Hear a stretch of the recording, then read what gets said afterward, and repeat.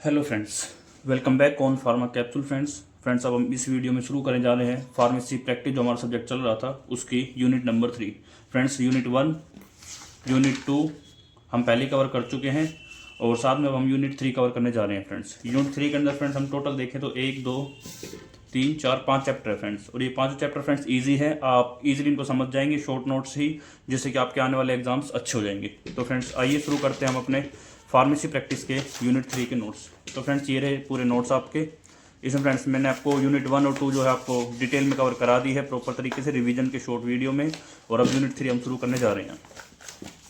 तो फ्रेंड्स जो पहला चैप्टर है इसके अंदर वो है friends pharmacy and therapeutic committee का। तो फ्रेंड्स इसका सिंपल डेफिनेशन हमने पिछले 2 यूनिट में देखा है कि फार्मेसी एंड थेरेपेटिक कमेटी जो शब्द है फ्रेंड्स बहुत बड़ा है, तो इसकी अब हम डेफिनेशन समझेंगे पहले। तो friends it is an advisory group of medical staff that serve as a organizational line of communication between medical staff and pharmacy department। Friends जो मेडिकल स्टाफ होता है और एक साइड में फार्मेसी डिपार्टमेंट होता है, उन दोनों के बीच में जो कम्युनिकेशन स्टैब्लिश करता है फ्रेंड्स उसको बोलते हैं फार्मेसी एंड थेरेपेटिक कमेटी। इसकी ऑर्गेनाइजेशन के अंदर फ्रेंड्स क्या होता है, एक तो चेयरपर्सन होता है, या तो फिजिशियन होगा कोई, या फिर और एक एडमिनिस्ट्रेटर होता है। ठीक है फ्रेंड्स, इसके बाद इसके अंदर सेक्रेटरी होता है जो कि चीफ फार्मासिस्ट होता है।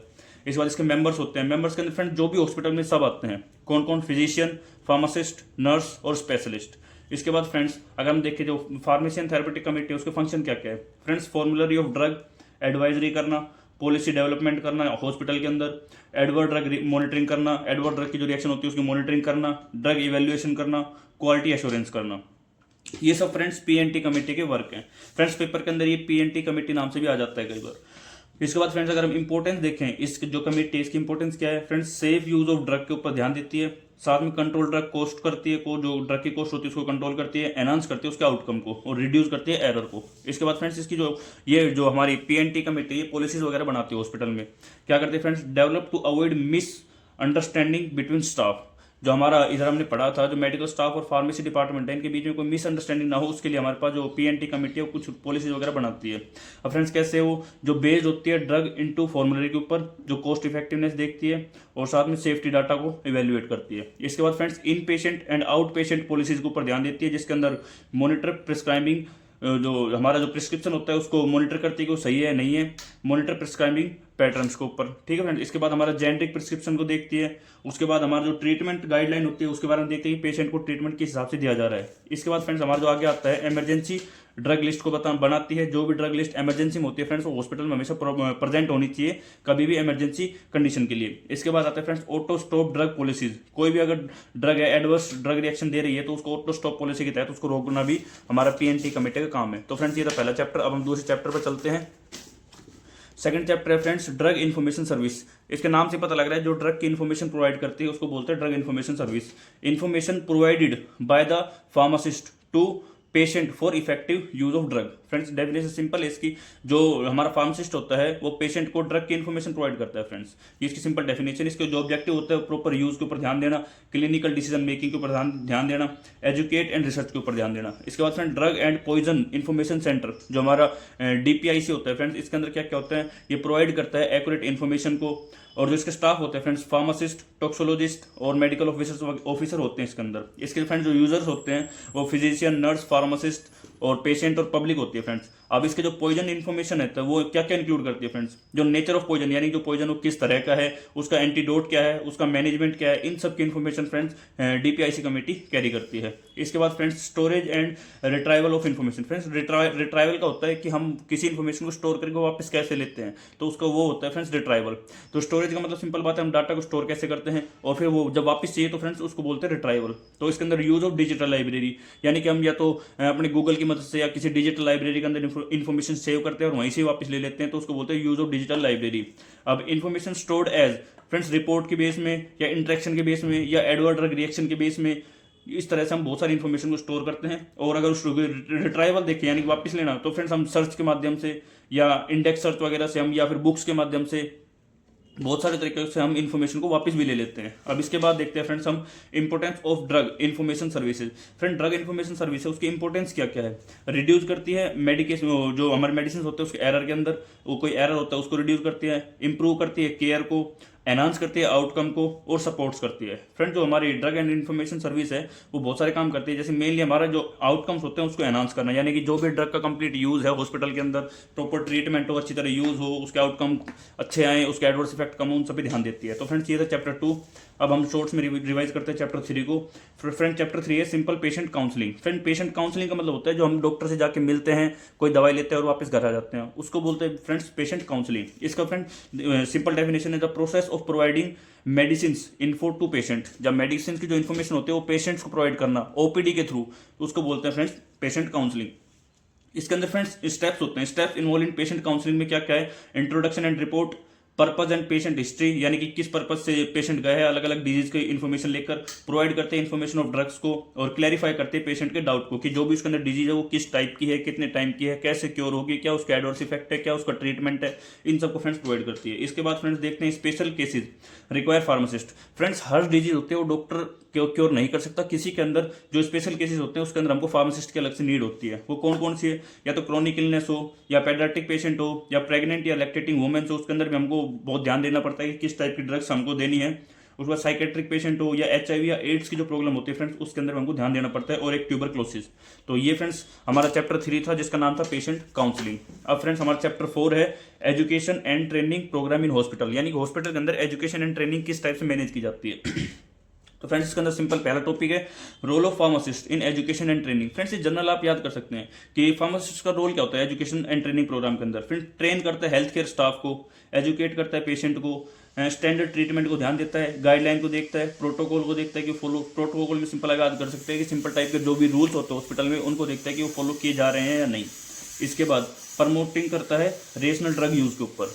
ठीक है फ्रेंड्स, ये सारे जो हॉस्पिटल के अंदर pharmacist in education training programme के अंदर रोल होते हैं। इसके बाद हमारा नेक्स्ट आता है friends internal and external training programme. Friends internal यानी कि अंदर के, एक्सटर्नल यानी कि बाहर के।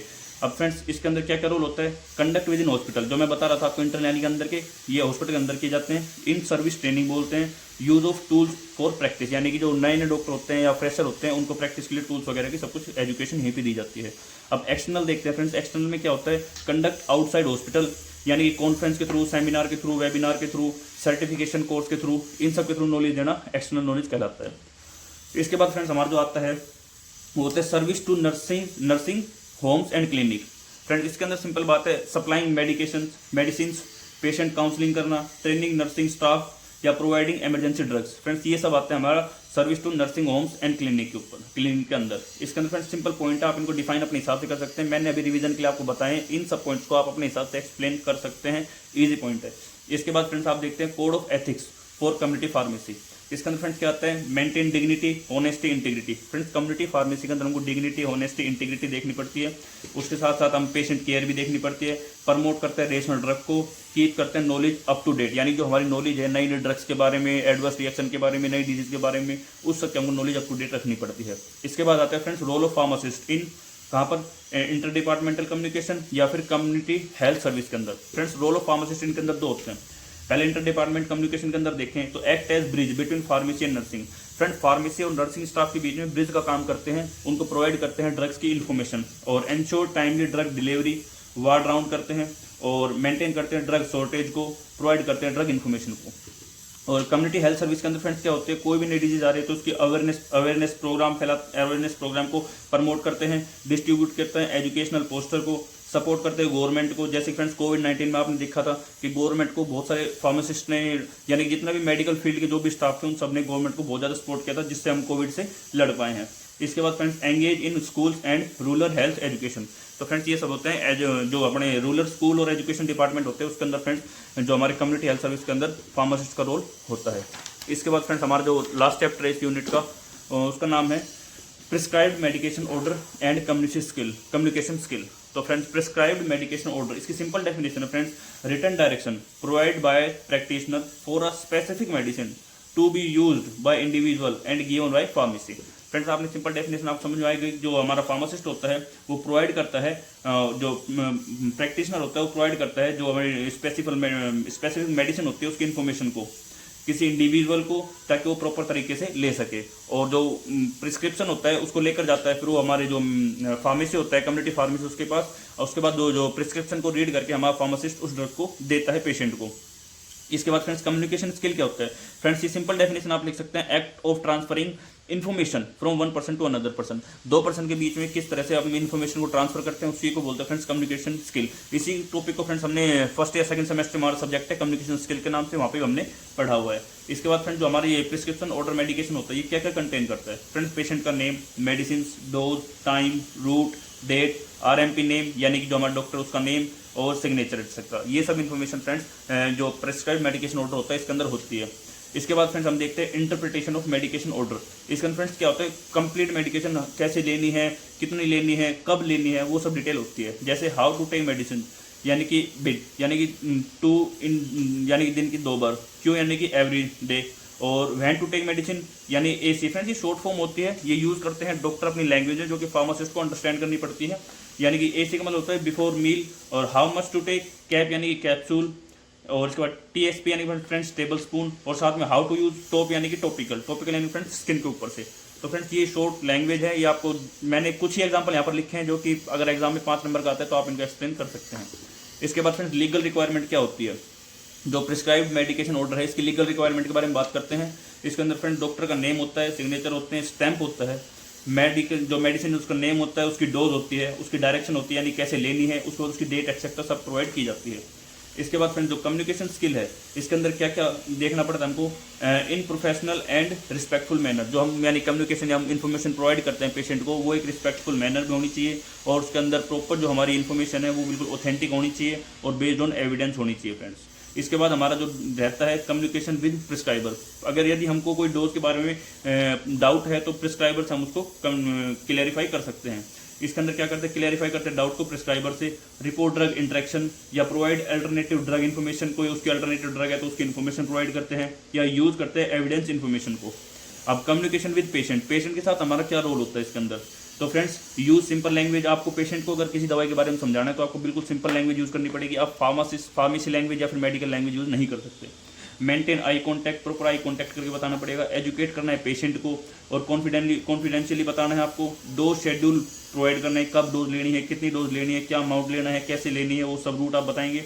उसके बाद स्टोरेज इंस्ट्रक्शन प्रोवाइड यानी कि वो डार्क प्लेस पे स्टोर करना है या कोल्ड एरिया में स्टोर करनी है जो भी ड्रग, उसकी आप पूरी इन्फॉर्मेशन प्रोवाइड करेंगे।